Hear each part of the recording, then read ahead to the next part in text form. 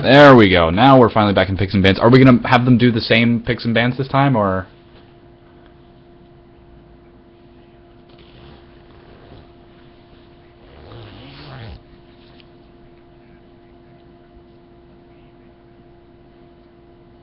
Alrighty, so this is the same picks and bans as what you just saw on the stream, but this is different this time because you have casters talking about it, and it's going by so very fast. Finally, we see the LeBlanc and Leona ban out of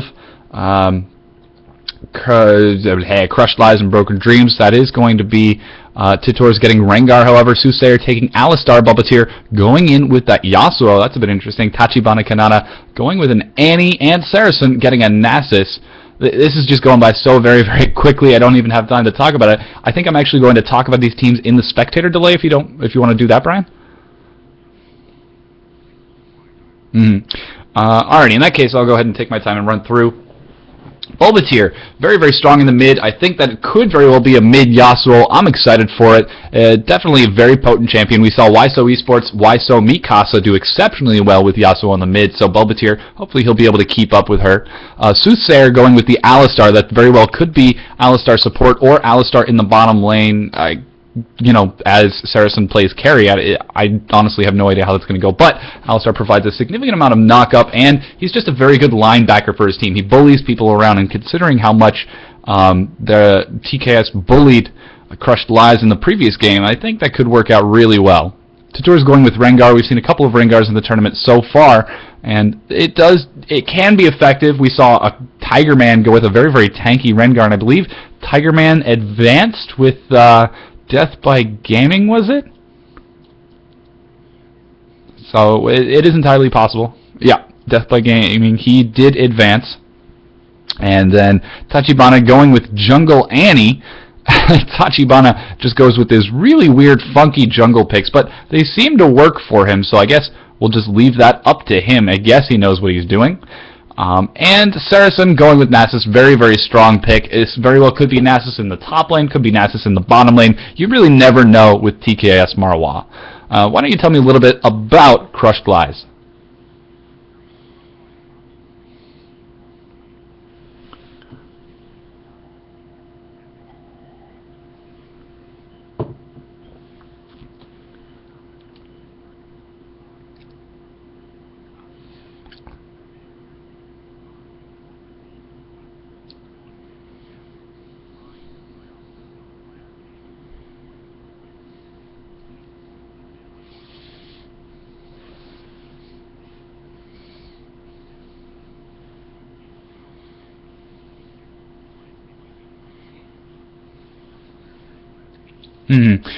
We're still, again, getting a pretty standard team composition out of Crushed Lies Broken Tears, so they're going to play it safe and standard.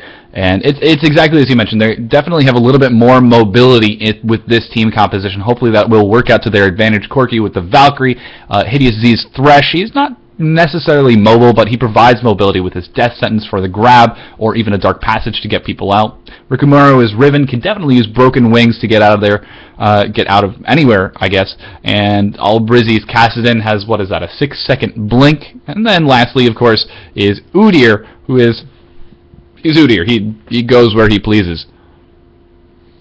So... well, I believe we covered the two teams just about as much as we can. That's going to be Crushed Lies Broken Tears going for a regular standard team composition. AD carry support bottom lane, AP carry in the mid with a Riven in the top lane, and standard jungle. I'd love to be able to make a prediction about TKS, but I'm at a loss.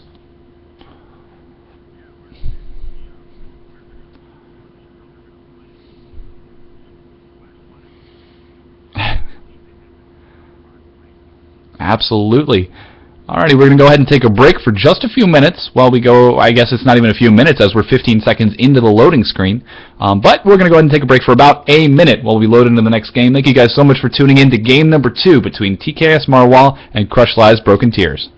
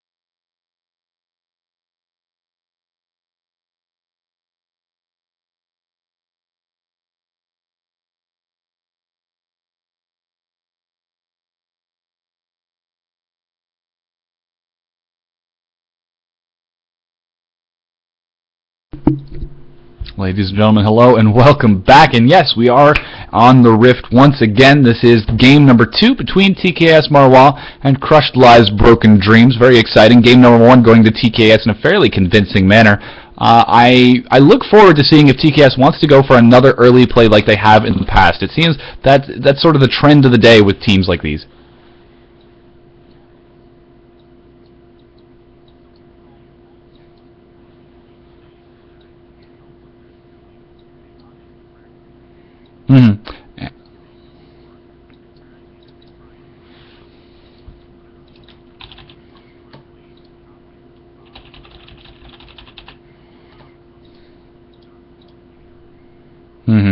And seems like we're having a relatively standard play so far. Looks like Bulbadir and Saracen are dancing around in the mid lane. Bulbadir going to play us some fancy tunes, but now that Dread2G knows that Saracen and Bulbadir are just kind of waiting in the mid dancing, I think Penguin is going to feel a little bit safer with Hideous Z. They know there isn't any sort of crazy shenanigans going on, and as I say that, Titours moves into the river to catch sight of Penguin around that blue buff.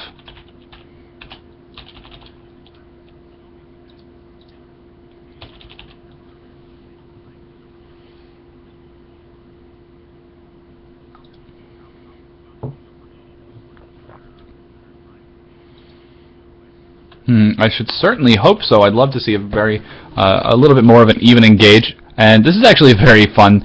That's going to be Tachibana Kanata going with Jungle Annie starting at red buff. Very odd.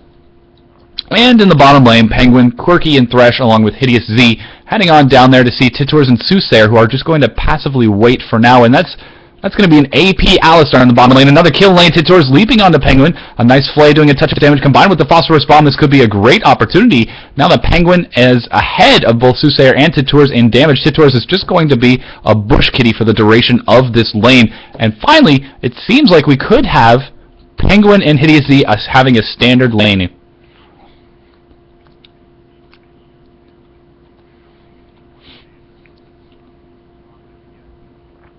And it is a little bit exciting to finally see them go. Rikimaru even winning a little bit in his lane, and Bulbadir getting caught by a gank from Dread2G, who did open up with the blue buff before trying to go for an invade onto Tachibana Kanata, who actually did start with his own red buff, so the invade was unsuccessful. Hideous Z taking a bit of damage from Titours and Soothsayer. First blood goes down to an empowered Savagery out of Titours. Unfortunately, I was speaking a bit too soon about this kill lane, and Savagery goes down once again. Titours wants to kill Penguin, picks it up with a barrier. Ignite is going to keep, not going to bring him down. Tachibana, however, ganking in the top lane. Rikimaru, Ignite is burning away. Soothsayer on the bottom lane picks up that kill onto Penguin. Looks like he did dive it, and Tachibana with the red buff picks up a kill. Bulbadir going for an invade as well on Dread2G, but the red buff going to dissuade that. Oh.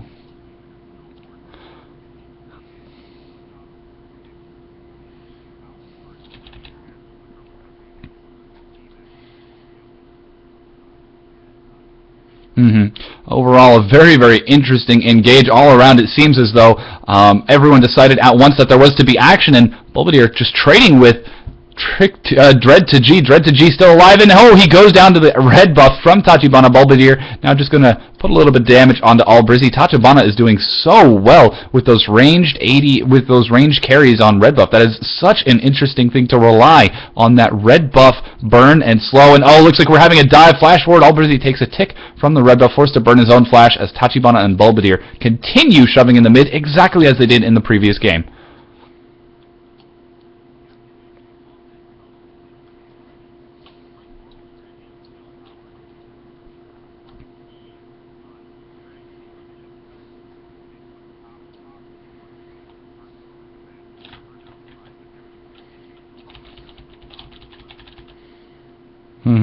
And so far it seems like we're finally getting into a little bit more of a standard laning phase. Penguin back to lane, finally picking up a second Doran's ring, but Soothsayer in the meanwhile getting 3 Doran's rings. He is going to be doing a significant amount of damage with his pulverized headbutt combo.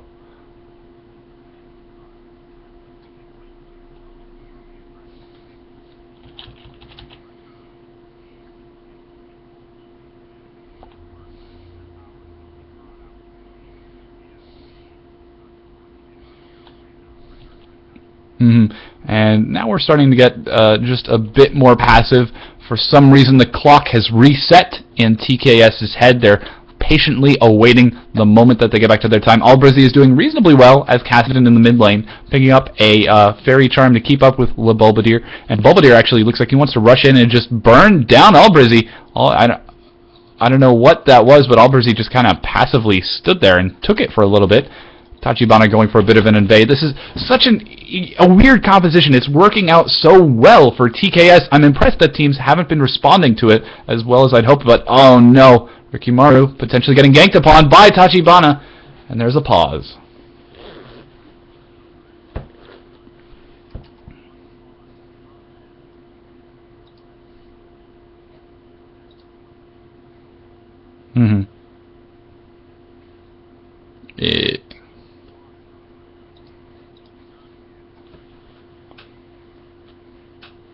We'll be back in just a minute.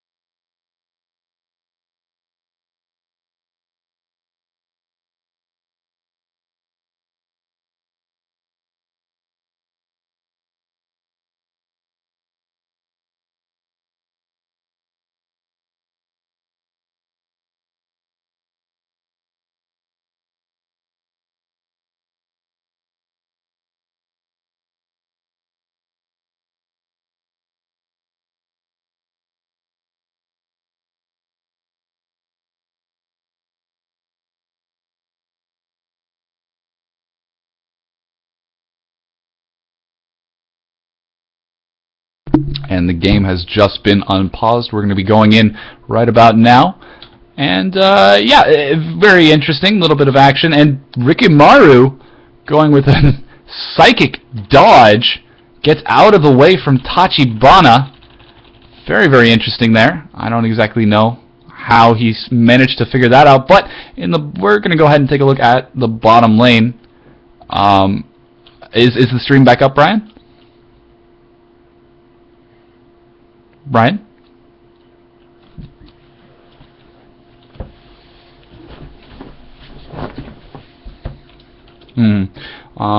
Yeah, and bottom lane looks like it's settled down just a little bit as Soothsayer and Titors continue to farm out. Looks like Penguin is doing reasonably well, and it did appear that Albrizzy had a little bit of trouble connecting, and whoa, level 6 goes down for Saracen, immediately blows Fury of the Sands. Rikimaru getting ganked upon, tries to dash away, but his Valor is not enough, and he falls to the combined efforts of Tachibana and top lane. Unfortunately, there's Dread to G, maybe going to go for a dive with Albrizzy, but Albrizzy not level 6 yet, doesn't have Rift Walk, so we cannot dive that far under the turret. Dread to G, I'd like to see him back off, allow Albrizzy to get that additional experience to get level 6, but in the top lane, bottom lane, there's some action. Titors getting exhausted, he leaps into the... tries to make it into the bush. Unfortunately, he does go down as Titors does drop the Ignite, picks up the kill. Hideous Z now going to be trading with Soothsayer, and this is going to be pretty interesting. Oh, never mind. I thought there was a gank from behind.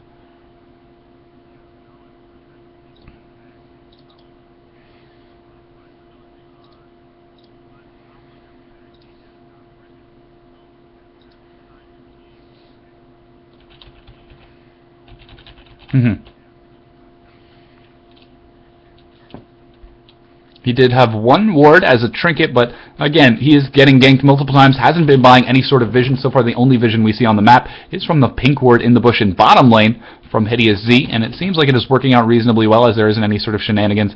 Tachibana not heading down there quite yet. Tachibana, again, doing very well with the unconventional jungler. Currently 202, has contributed to 4 of the 7 kills for TKS right now.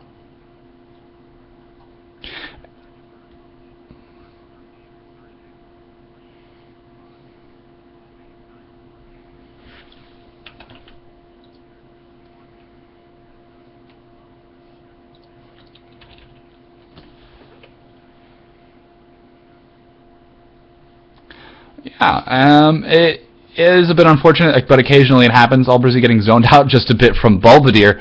Bulbadier does a significant amount of damage, has his last breath available as he is already level 7. Brizzy starting to fall a little bit further behind, currently 0-1-0. He has to wait in lane until he can get that level 6, and another gank goes down in the top lane. The exact same thing as last time. Rikimaru makes it to level 6, but he gets jumped upon by Saracen. That's another kill in the top lane. Rikimaru really has to get those wards.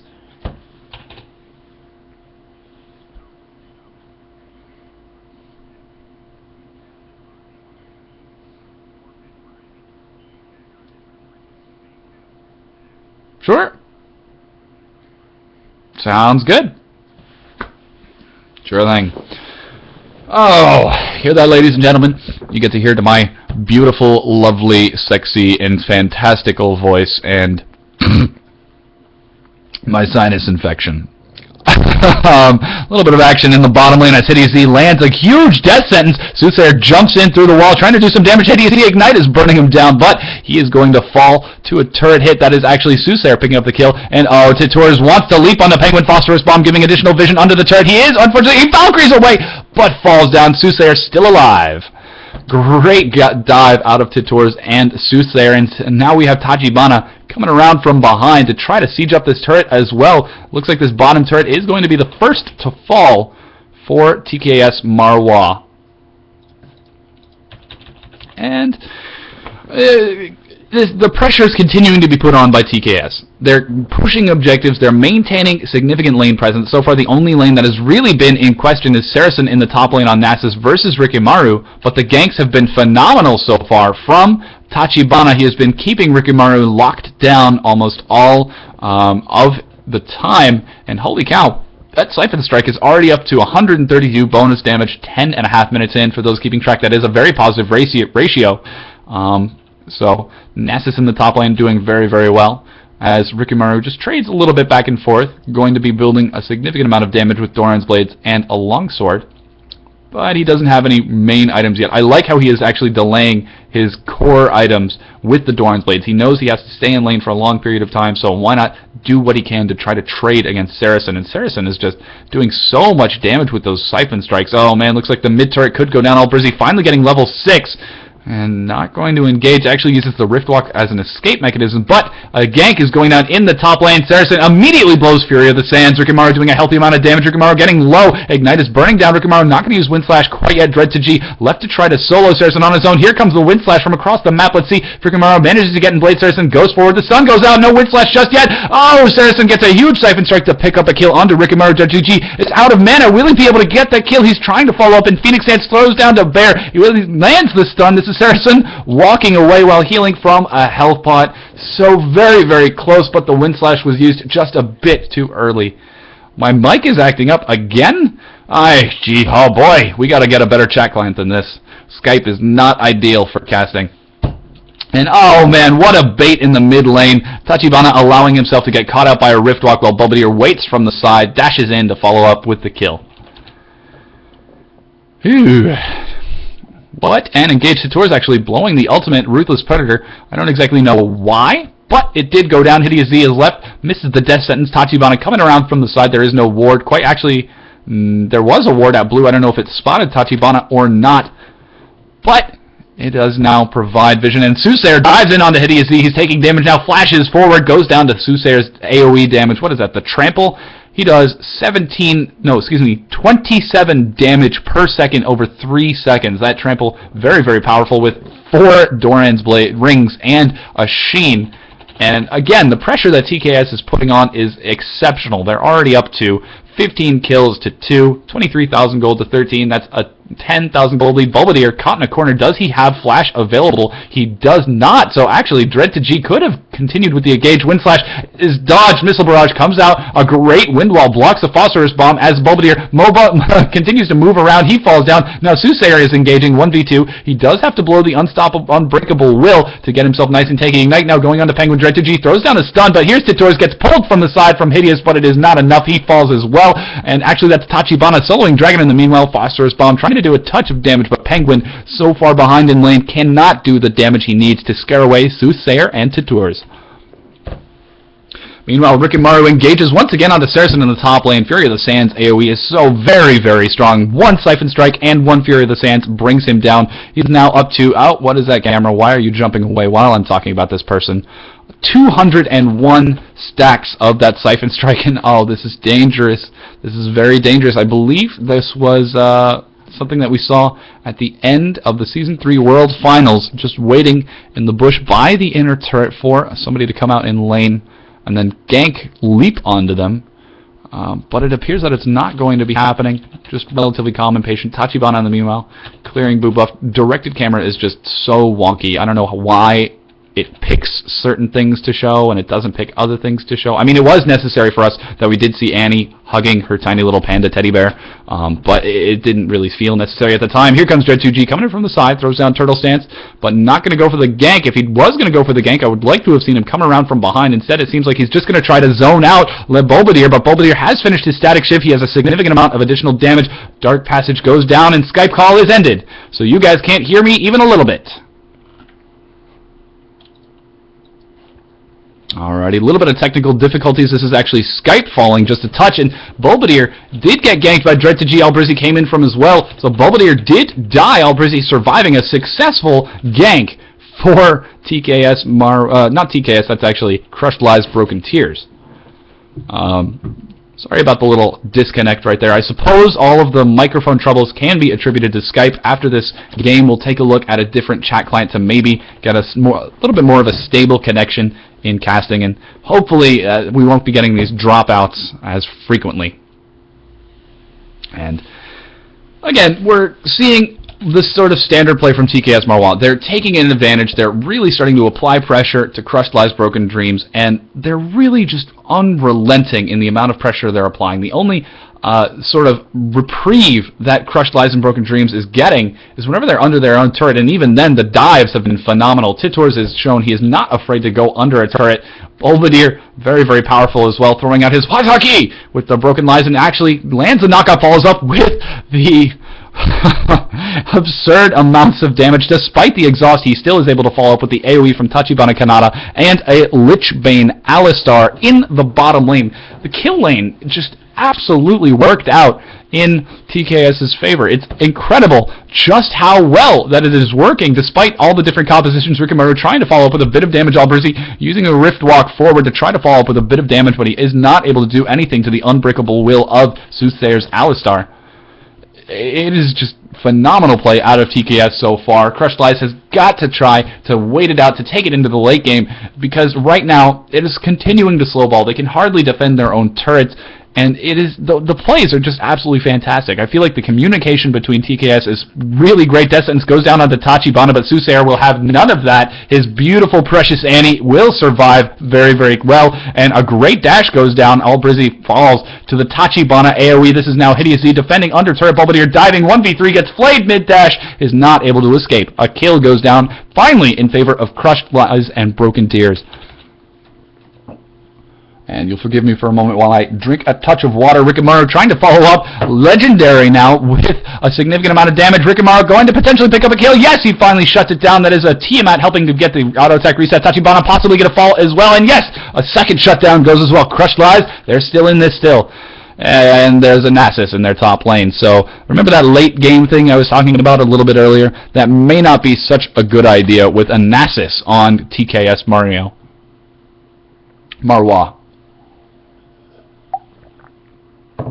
Rick and Maru in the meanwhile, he's doing reasonably well at 84 farm, 161. Penguin getting closer and closer towards an item. It appears that he has boots and the Vampiric Scepter. I should certainly hope that he's going to be going for Trinity Force relatively soon. This is now a 4-man gank onto Saracen, who blows the Ghost to try to escape, and here's Bulbadir from the side. I would be very scared now if I were Albrizzy seeing Nasus turn around against 4 people. To me, that is a very, very scary sight. And Fury of the Sands gets blown preemptively. Saracen wants to try to make something happen, but you cannot catch an Udyr in the jungle unless you're a Rengar who blows Ghost, and the ultimate follows, catches up with Dread2G, manages to get the snare, but Saracen not in position quite yet. Fury of the Sands, very intimidating, but the only thing that's intimidating right now is minions, as Dread2G continues to go for the escape. Meanwhile, in the top lane, Bulbadir did not manage to follow up on any sort of kills. And that was a pretty successful escape for Saracen and Crushed Lies. They were also able to get themselves around the map and successfully blow 2 ultimates out of TKS. And now, with Saracen doesn't have the Fury of the Sands, he's going to have a lot not a lot going for him, aside from Siphon Strike and Rickamaru getting engaged upon by Bulbadeer. Bulbadeer follows up with a fantastic last breath and gets the knockup. Meanwhile, Tachibana Kanata diving, picking up 2 kills with Saracen. Tachibana gets 1, Saracen the other, and now Dread2G going to try to defend this inhibitor turret, but he gets engaged upon by Bulbadeer. This could be very, very dangerous. He is getting nice and tanky. He has completed his Spirit of the Ancient Golem and Hunting Guys as well, so he does have a healthy amount of health, and Last Breath lands on Dread2G. The Armor Pen buff is now on Bulbadeer, so he can shred his targets, but Dread2G just going to wait under the turret instead. He's not going to try to fight out the inhibitor while the rest of his team is simply waiting in their base, it appears. Dread2G is basically 1v5 under a turret and gets absolutely nuked down by a very scary Siphon Strike, up to 340 damage on that Siphon Strike. And now this is another inhibitor turret falling shortly after the inhibitor will fall as well. And wow, the damage from TKS is absolutely through the roof. There's a Sword of the Occult, actually, on Rengar. Titors has Sword of the Occult up to 6 stacks, Bone Tooth Necklace up to 8 as well, and the AoE damage is just so massive. Finally, we see Saracen going down, but at the cost of 3 members of CrushedLiesBrokenTears, and they are just laughing now. Throws out the Hazaki onto Rickamaru, doesn't get the Last Breath follow-up, but it doesn't matter. Titors manages to do enough damage. Bulbadeer also managing to help Soothsayer pick up a kill onto Rickamaru. Dread2G coming in from behind. He needs to make up his mind for which target to go for. Titors blows the ultimate on the hunt. Dread2G is now trying to survive this 1v3. He goes down. Bulbadeer picks up another kill. That is an ace. Penguin actually respawns in time for it to not be an ace. Dashes in. They are so very low, but Windwall denies any sort of damage. He's going to try to use his BF sword and the Gatling gun to try to clear out these minion waves while the Nexus turrets are continuing to take damage. In the meanwhile, Tachibana Kanata clears out Dragon. Wow, TKS is just keeping the pressure on non-stop. They say, oh, that hurts when I stick my finger in your eye? Well, here, have my entire fist. So they're just continuing to keep up the pressure, keep CrushedLiesBrokenTears from doing anything to get themselves back in the game. And CrushedLiesBrokenTears finally able to eke out about 8 kills of their opponent at the cost of 21,000 gold. That's right, a 21,000 gold lead 21 minutes into the game. TKS Marois is doing so very, very strongly. I dread to think what would have happened if Saracen had actually built a Trinity Force instead of trying to go for a tank. As it is, he is tanky enough with his Frozen Heart and a Spirit Visage, even building now up to 366 damage, 369 damage, 372 damage on that Siphon Strike. The numbers just keep on going up. Bulbadeer, in the meanwhile, on Yasuo, doing very well. He's currently 3-3 and 14. He's got nearly 3 times as many deaths as the rest of the members of his team, the only one with 3 deaths. But he does have his Infinity Edge and a Hex Drinker, and whoa, some action goes on. A great knockup. Rickamaru diving in, picking up a kill with the Last Breath, taking some AoE damage, goes down to Dread2G. That Phoenix Stance doing a healthy amount. Soothsayer caught into the box with Unbreakable Will, but Titors comes out of nowhere with On the Hunt, able to pick up 2 kills, even has a Yomu's Ghost Blade. That's now a double kill. At a Sword of the Occult for Titors is currently at, how many stacks is that at? It's currently at 15 stacks, and was that Soothsayer with the DFG? That is an Alistar with the Deathfire's Grasp, ladies and gentlemen. And unfortunately, this could very well be the Nexus, as Titors bad manner dances at the Nexus. How horrifically impolite. And Soothsayer and Titors doing what they can to just distract around, but that is the Nexus, and game number 2 in favor of TKS Marois. And that does unfortunately mean that TKS Marois will advance. CrushedLiesBrokenTears has been eliminated despite their fantastic play, their good attempts to bring down this very, very scary team of TKS Marois. And yeah, that's it for this particular half of the bracket. We're going to go ahead and take a break for a few minutes while we get the next bracket set up. Ladies and gentlemen, once again, this is the Top Lane Gaming Launch Tournament. Day number 2, TKS Marois advances to the next round, and we'll be back. Thank you so much for tuning in.